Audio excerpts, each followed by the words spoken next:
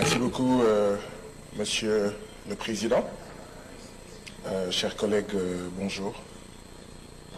La première question que je voudrais poser est celle-ci.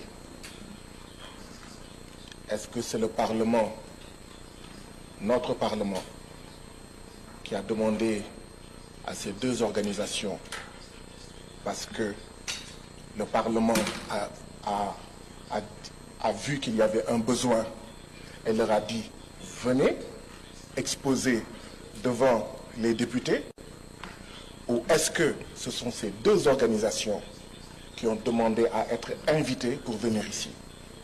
Je veux savoir quel est le lien entre le Parlement de la CEDEAO et ces deux organisations. Est-ce qu'il y a un contrat? Est-ce qu'il y a un accord pour savoir qu'est-ce qui justifie leur présence ici? Bien sûr, tous ceux qui sont doués de raison ici savent que je n'ai rien contre monsieur l'ambassadeur et l'autre docteur. Je n'ai absolument rien contre eux. Je suis même gêné, très gêné, d'avoir à parler ici, d'avoir à dire ce que je vais dire devant eux. Parce que les choses que je veux dire, j'aurais dû les dire en leur absence.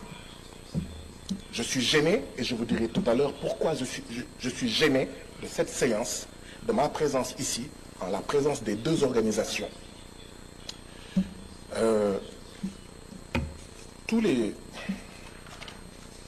Il est mentionné dans le rapport de la CIDH, il me semble. Il est mentionné dans le rapport de la CIDH des régimes autoritaires qui dominent et répriment les contestations de leurs citoyens. Ces gouvernements répressifs violent les droits fondamentaux de leurs citoyens, ce qui entraîne une instabilité et des troubles permanents dans la région. Mais tous les jours, là, c'est ce que certains d'entre nous disent ici, en citant nommément des pays. A-t-on besoin de leur présence pour dire ça? Quand des collègues disent ça tous les jours, on les empêche de parler, on les traite de tous les noms d'oiseaux, on use d'artifices, de motions qui ne sont pas des motions, les gens crient, ils s'excitent, et quand d'autres gens viennent, ils disent ça, tout le monde est silencieux. Les Français disent « nul n'est prophète chez lui ». Chers collègues, on a eu besoin d'eux pour dire ça ici? Certaines femmes et certains hommes ici le disent tous les jours. Mais on les regarde. Oh, qu'est-ce que tu fais ici? On va même faire une pétition pour que tu retournes dans ton pays et que tu ne reviennes pas. Mais quand eux le disent, ça passe. Tout le monde est cool, silencieux. Monsieur le Président, avez-vous remarqué ça? Vous qui rappeliez hier à la session l'article 72 du règlement intérieur. Ils ont dit la même chose que moi. Mais aujourd'hui, personne ne rappelle l'article 72 du règlement intérieur. Il y a un problème. Il faut que des étrangers viennent ici pour nous dire des experts, alors que chacun d'entre vous est expert et experte. Et on se tait. Mais quand un collègue dit la même chose, on sort les poings, on bande les muscles, on montre les crocs. Je vais vous dire quelle est la différence. La seule différence, c'est que, et c'est pourquoi la CIDH a manqué de courage, la seule différence, c'est que la CIDH a dit, je ne vais citer aucun pays. Dans le rapport, il n'y a aucun pays. Comment vous allez soigner un mal sans savoir que le mal se trouve au Nigeria, le mal se trouve au Sénégal, le mal se trouve au Cap-Vert? Vous dites non, non, non, on va mettre tout le monde dans le même sac. Quand on critique des pratiques politiques au Sénégal, quelqu'un va dire « Ah non, je suis ami à Diomaye Faye, je suis membre du même parti que lui. Laissez tomber le Sénégal. » Quand quelqu'un va critiquer le Libéria, « Ah non, je suis ami au président du Libéria. Vous ne touchez pas le Libéria. Vous pensez que vous êtes supérieur au Libéria. » Mais quand quelqu'un vient ici dire « Nous sommes là, gentils là, comme des poules mouillées. » Voilà la première remarque que je voulais faire. Et je ne voulais pas la faire devant eux. C'est une des raisons pour lesquelles je suis gêné de le dire ici devant eux. Je suis sûr que quand ils disent ce qu'ils disent, il y a des gens qui pensent à des pays qu'ils n'ont pas cités. Disons-nous la vérité. Il y a des gens qui ont dit le Sénégal fait partie de là, tel pays fait partie de là, tel pays fait partie de là. Ils n'ont pas cité, mais on voit des pays. Non. On ne peut changer les choses que dans la vérité. On ne peut transformer les choses que dans la vérité. Ce Parlement doit être un médecin. Mais pour qu'il soit un bon médecin, il faut qu'il fasse de bons diagnostics. Et un diagnostic, ce n'est jamais facile. Quand on vous annonce que vous avez le cancer, ça ne fait pas plaisir. Quand on vous annonce que vous avez la leucémie, ça ne fait pas plaisir. Quand on vous annonce que vous avez le VIH, ça ne peut pas faire plaisir.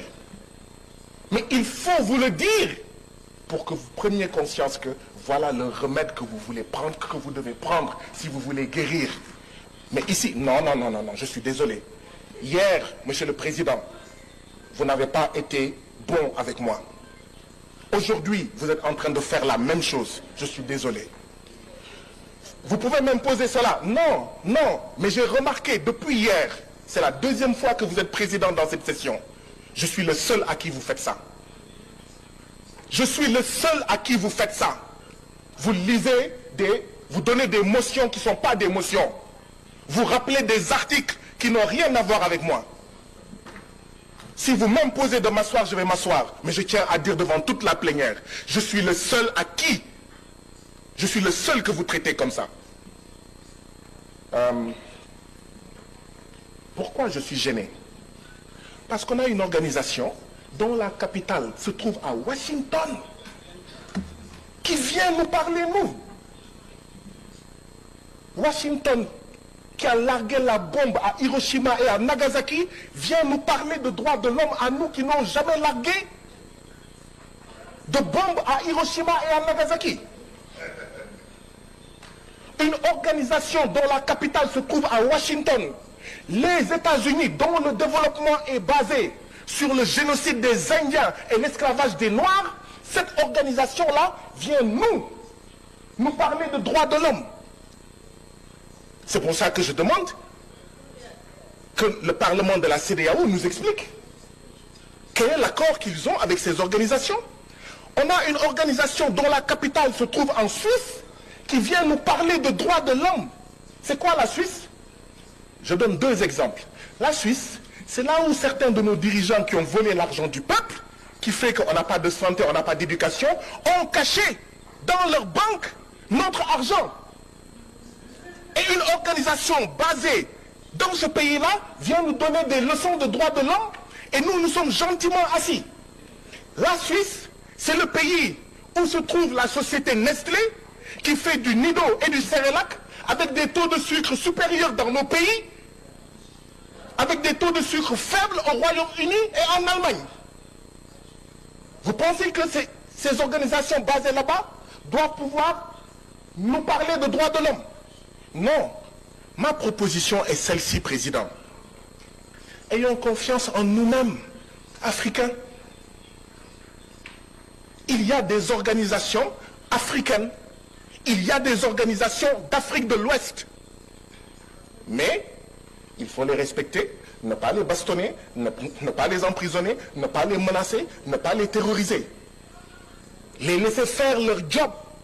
Parce que la CEDEAO a besoin d'un regard critique, mais un regard africain, un regard d'Afrique de l'Ouest. Arrêtons d'aller prendre des organisations dont la capitale est Washington et la Suisse. Monsieur le Président, savez-vous que la CIDH, qui s'appelle Commission internationale des droits de l'homme, elle a été créée par une organisation qui s'appelle Organisation des États d'Amérique. Organisation des États d'Amérique qui a créé dans les années 50 la CIDH. Nous, on ne prend pas une organisation créée par l'OUA, une organisation créée par la CEDEAO, mais on la laisse libre. Hein? On ne la crée pas pour lui dire, tu dis ce qu'on veut entendre. On va chercher une organisation créée par l'Organisation des États d'Amérique. C'est pour ça qu'elle a son siège à Washington. Mes collègues ont raison. La sagesse populaire africaine du Sénégal dit que le umbel sa sankal, umbel sa kassa. Ça signifie qui paye commande. Ceux qui veulent savoir qui paye là, qui sponsorise là, ce sont des États qui financent l'organisation basée en Suisse et l'organisation basée à Washington, qui veulent nous imposer une manière de voir, quand bien même parfois cette manière de voir peut être juste. Mais on n'a pas besoin d'un grand frère blanc basé à Washington et à Genève pour savoir la vérité. Nous n'en avons pas besoin. Je vais conclure, comme vous insistez. Je vais conclure, comme vous insistez. En 1236, ici en Afrique, il y a eu des Africains en Afrique de l'Ouest qui ont publié la charte de Kurunkanfuga.